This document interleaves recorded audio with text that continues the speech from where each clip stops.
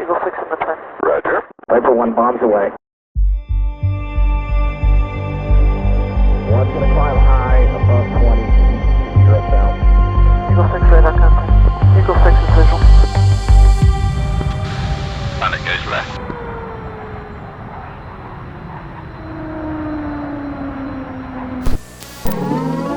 Hello and welcome back to the DCS SITREP, the in-depth news show about all things DCS World, which is the premier combat flight simulator for the home PC right now. And the game is produced and developed by Eagle Dynamics, and I'm your host, Prickly Hedgehog, once again.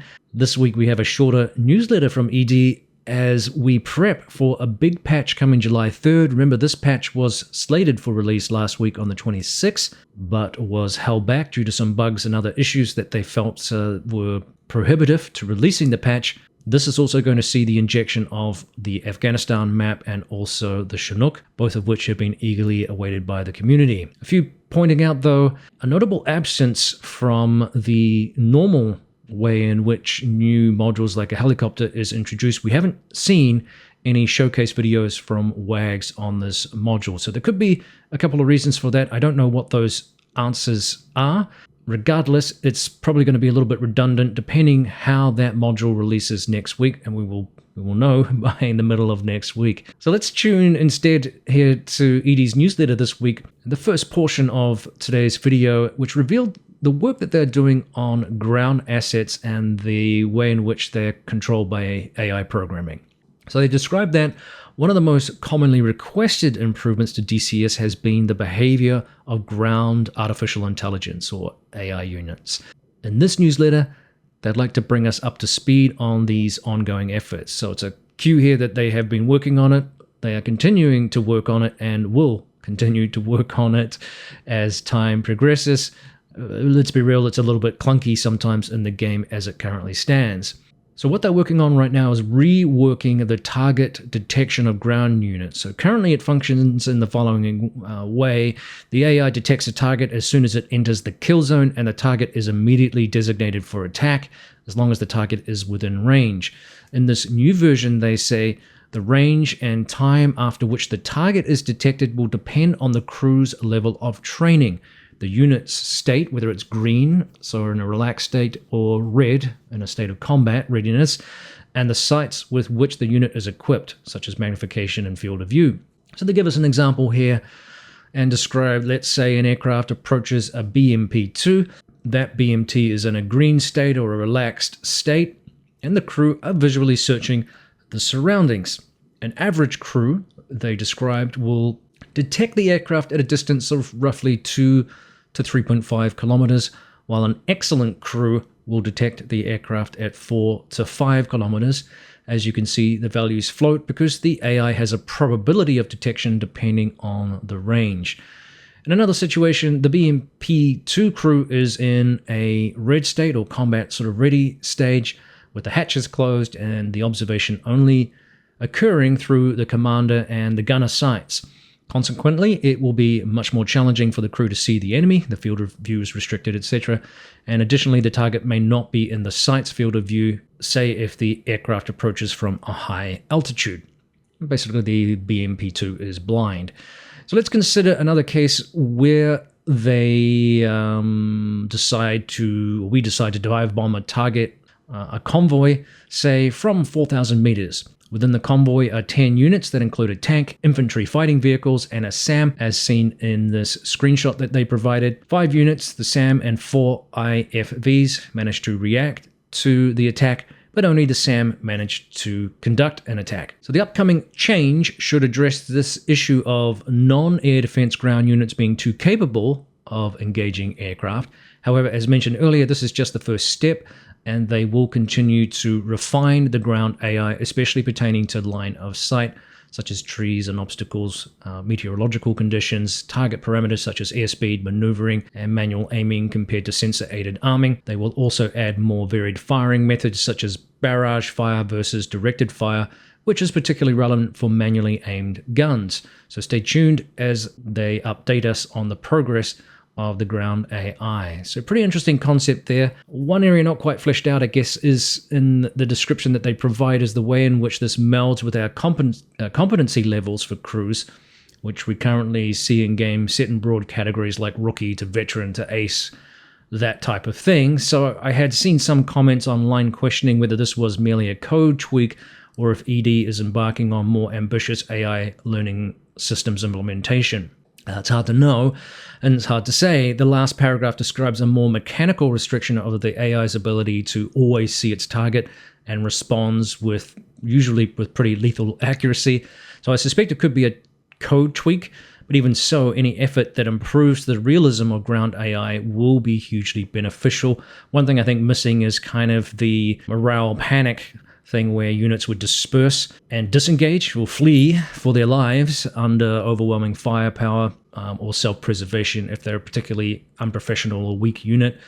So lots of different variables there, but nonetheless, any kind of improvement in the basic system that we have right now I think is going to be beneficial. Remember too, ED is set to introduce some more realistic soldier animations as well. Somebody asked about that, I saw in the forums recently. 99 said that these were in boot camp, the soldiers right now getting ready to insert into the game sometime in the near future, hopefully sooner rather than later, but it sounds like it's coming, which was positive news. And a final note too, a reminder for AI in DCS in general, and that was Nick Gray's reference to massive advances in the tech in the last few years, which DCS is working into the game. They've made some advances in that area. They've still got a lot to do. So we've seen some improvements already with the airborne AI in certain combat conditions such as ACM, no, not ACM, but BFM and VR work, which has been positive. But there's still work to be done in terms of basic maneuvers around the airfield, the aircraft not really doing what they're supposed to, and the AI's ability to see through clouds and always see its target regardless of orientation. So I know that's all kind of, a thing in the works.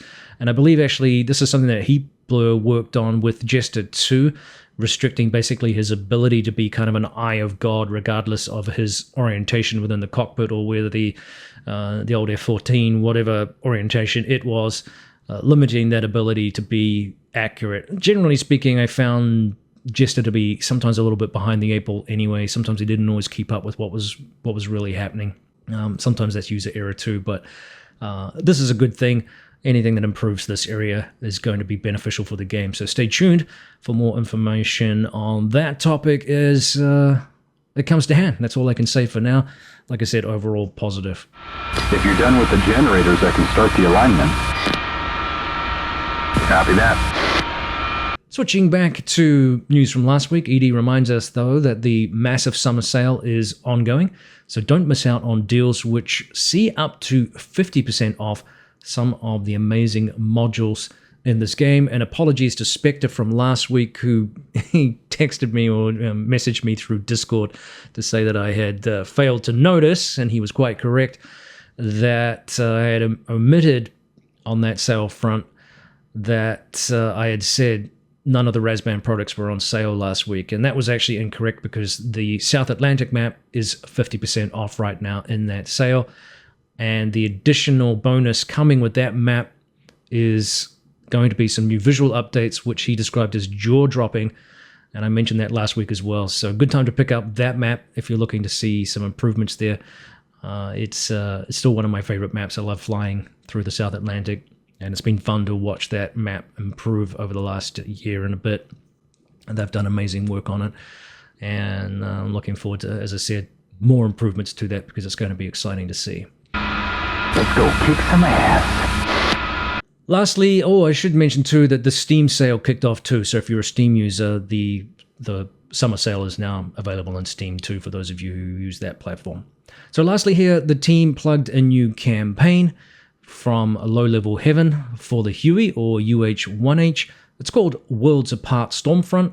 This time you'll play the part of a German pilot in the renowned German Army Wolfpack Squadron, and you'll take part in a progressive 12 series mission set. 3 of the missions are apparently split into A and B segments, which totals 16 missions overall apparently. So this campaign will accommodate a variety of skill levels and immerse you in a more exciting helicopter operations theater, which, as you know, helicopter stuff is really becoming popular as a segment in the DCS community. So good stuff there. I couldn't tell from the blurb which map the campaign is set in, but ED advised the campaign will drop with this next update, along with actually several others.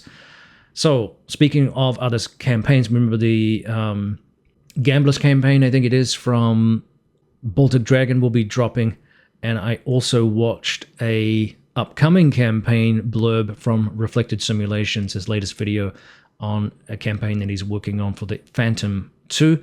It's known as the MiG Killers.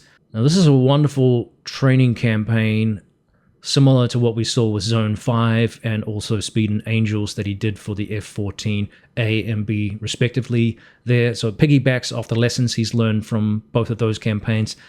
Again, this will use the Phantom 2 to recreate Top Gun style training elements and tactics from research that he's done on the topic. So I think, again, this is going to be a really helpful campaign for players who want to challenge themselves with more accurate flying procedures.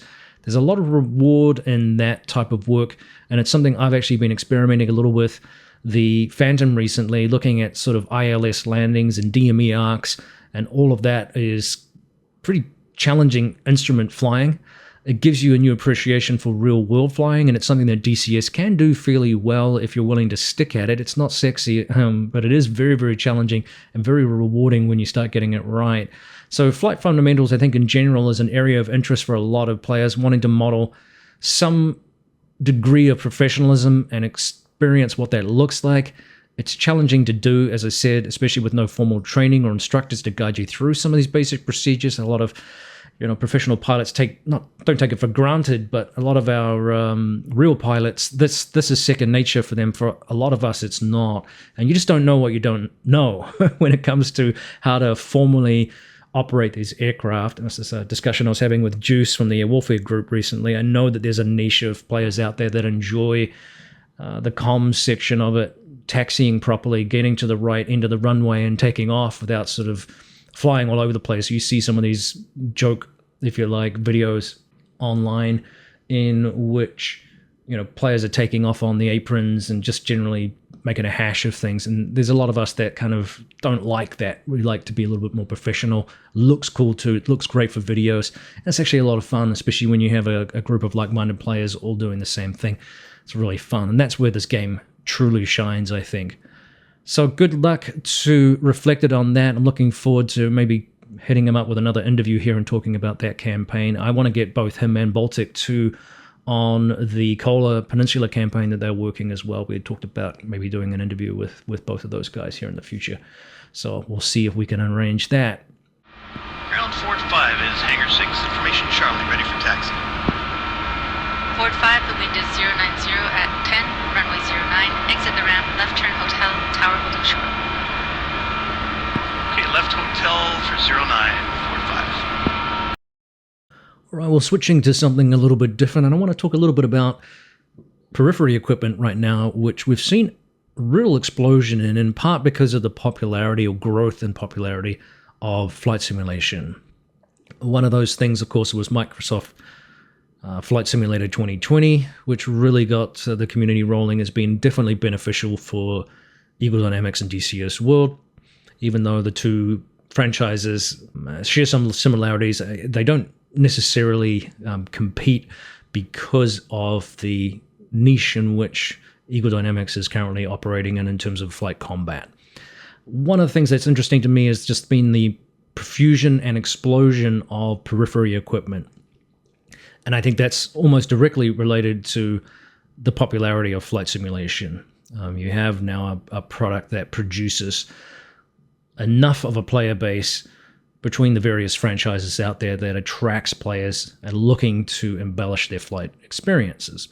And remember that one of the big things that Microsoft Flight Simulator 2024 is focusing on, based on videos that we've seen and briefs from the company, is introducing more mission-based flying, whether that's helicopters, whether that's planes, something that engages the community in a more active way rather than just passively kind of flying around. And that's what DCS offers, especially if you are one that enjoys the actual combat. And some people just enjoy flying around in DCS, and there's nothing wrong with that too. I certainly do from time to time, because in the cockpits that we have of these fighter jets, especially say the F-16, you can actually see a lot. And when you're stuck in some of these airlines, it's harder to see out the window. You don't get the same panoramic kind of vision. It's just a different mission set that each of the aircraft are designed for.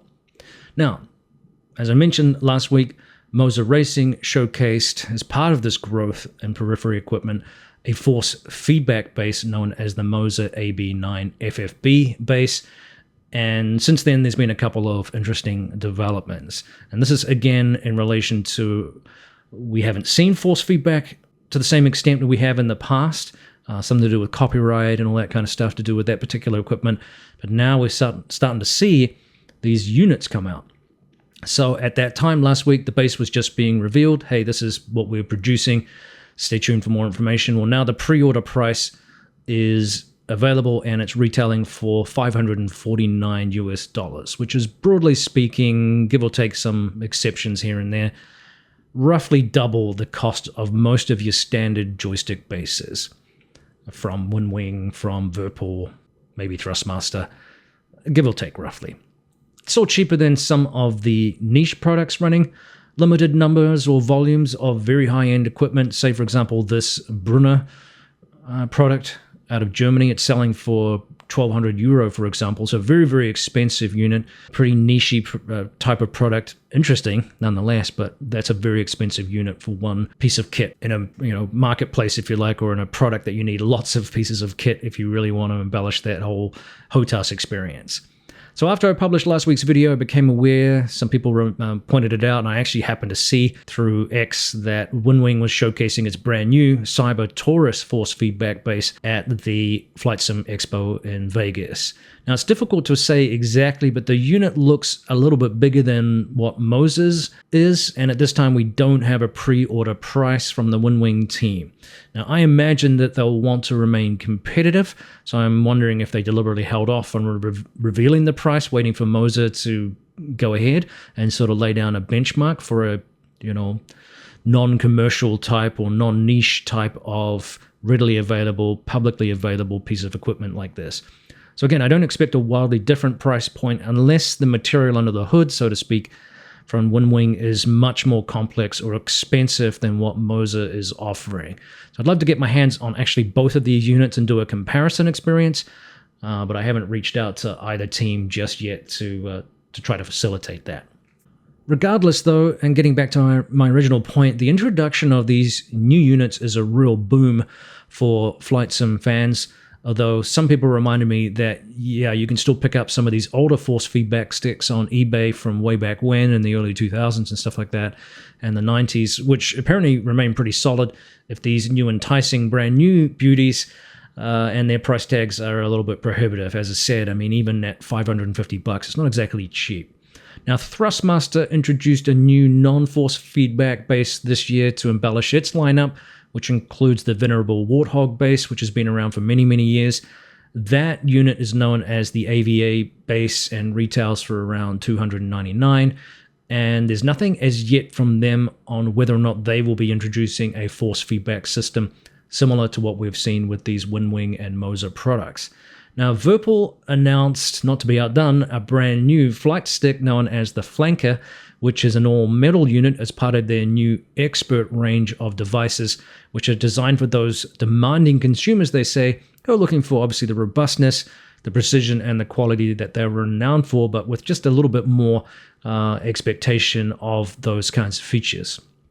Now, following the Flight Sim Expo, they threw out something on their forum page addressing this issue with the force feedback marketplace, and they indicated that they have, since 2016, considered that the high probability was that they were going to introduce or need to introduce force feedback within their product range. They always anticipated this was going to be a thing.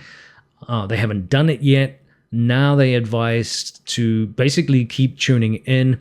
Over the course of the next few days, we should be hearing some sort of announcement from them regarding that particular product line coming into their lineup as well. So I'm very, very excited about that because it gives us a reasonable range of choices, 3 different main manufacturers, potentially offering a consumer-based force feedback at a price that doesn't break the bank, as we saw with the other more commercial-looking product. And there are others out there as well, like Rhino, I think, does some niche stuff. And some of these are more like, almost like garage studios producing pretty high-end pieces of equipment, but in very low numbers. So therefore, the cost is a lot higher. The wait times are longer as well. So it's nice to be able to have a consumer option for people that don't want to wait or pay that kind of price. Regardless of that overall announcement there about those things, I think that flanker stick looks pretty slick, I'm not going to lie. The only thing missing, of course, and I'm sure you're all guessing what that is, and it's a full fidelity SU-27 module to fly it with. Oh, if only, ED, if only we could get a full fidelity flanker. Alas, it doesn't look like it's going to be on the cards anytime soon unless the world really changes. So, sadly, it will only be a Flaming Cliffs 3 module. You can purchase it independently, I think, for about $15 or something, but it's not going to be a full fidelity module. Still a neat aircraft, but it's not quite there. Interestingly, though, I noticed that ED did throw up another picture of their MiG-29 again, so I'm wondering if we're going to see some future announcement here after the Chinook release about the progress of that aircraft, and maybe that's what Wags is working on. Maybe that's why he's been a little bit quiet. He was working pretty heavily on the Apache, remember, a few weeks back with the FCR radar and some of the sighting for that. So maybe the MiG-29 is something that he's working on right now. Either way, lots of stuff going on in the community. There's so much to look forward to. So the themes here overall are pretty clear, and that's that the flight sim market is a very buoyant one. The plethora of devices available to us are fantastic to embellish our flight sim experiences. In fairness, as I said before, I am aware for some that the hobby is a significant investment and possibly even one that's inaccessible because of that, especially when considering the need to purchase pretty high-end hardware to run the games properly, and also if you want to enjoy and embellish the experience even more with, say, things like VR headset units to top it all off. Nonetheless, it's an exciting time to be in the genre right now, with all of this kit rivaling potentially really some of the stuff that's available in the commercial marketplace for defense industry leaders. It's actually pretty incredible what is available to the home consumer right now, and that gets me pretty excited because it's so much fun. Ford 5, clear tactical, monitor guard. Forwards push 10 main. 2. Well, we went down a little bit of a rabbit warren on this matter, but one I'm increasingly enthusiastic about. I'll try and keep you up to date as much as I can on these interesting developments.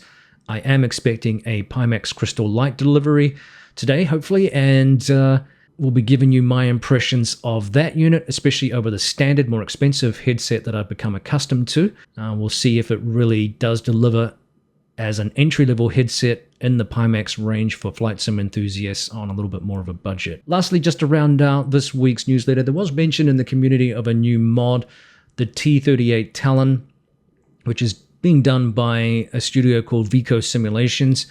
I'm generally cautious about mods like this, even ones with a pretty slick intro, like this one that they've done. They did a nice job of promoting the product. They're not using the official ED-regulated font colors and layout stipulations that I'm aware of, so don't confuse this with an official third-party developer at this time. One of the reasons I'm cautious about some new mods is that they can impact core portions of the game, and I'm not accusing them of anything.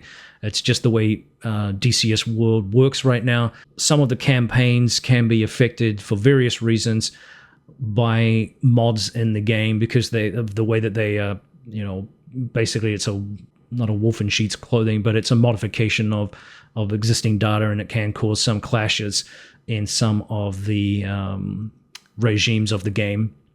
And I've lost count of the number of times I've read the words uninstall any mods as an instruction by Baltic Dragon on his Discord channel as people try to troubleshoot issues with his campaigns. It's just the way that the game works right now. Nonetheless, the flip side and the positive thing is that it's encouraging to see even unofficial teams showcasing new mods And as we've seen, things like mods like the C-130 a while back have now morphed into official modules, and that's really good for the game. So good luck to Veco. Hopefully we'll see more development of that as time carries on and the work on that evolves. And I know that there's been enthusiasm for it. Another two-seat trainer, but also a very popular little aircraft as well. All of these things showcase what the community is interested in. Where there's a niche and somebody builds something, it showcases to ED what the community is interested in as well. And enthusiasm for these kinds of modules can only be a good sign of a way of giving ED some feedback on what things the community is interested in. And people are able to do it by producing, which I think is a cool way of helping let ED know what we're interested in as a community. Okay, well, that's it for this week. Thanks for tuning in for another in-depth news section on DCS once again. I really appreciate the support. Don't forget to like, subscribe, and comment in the comment section below. If you really like this week's video, you can also support me through the super thanks button. Cheers, everyone. We'll see you next time. This is Prickly Hedgehog out.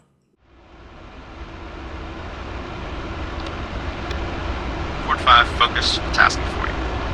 U.S. flag tanker has been harassed by an unmarked armed helicopter, suspected Iranian gunship. I'd like you to check it out. Call when ready to copy coordinates. Fort 5, go ahead.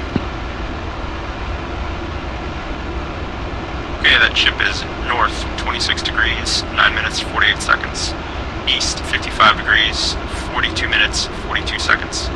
That works out to bullseye 022452.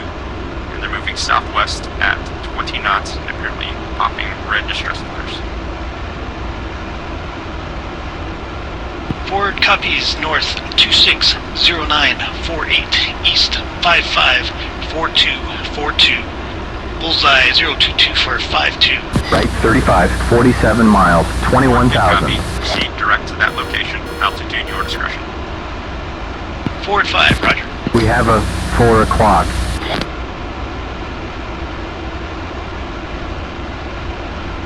Fort 5, focus. Words from Guardian. They want you to headbutt that helo. You are cleared to make a close pass.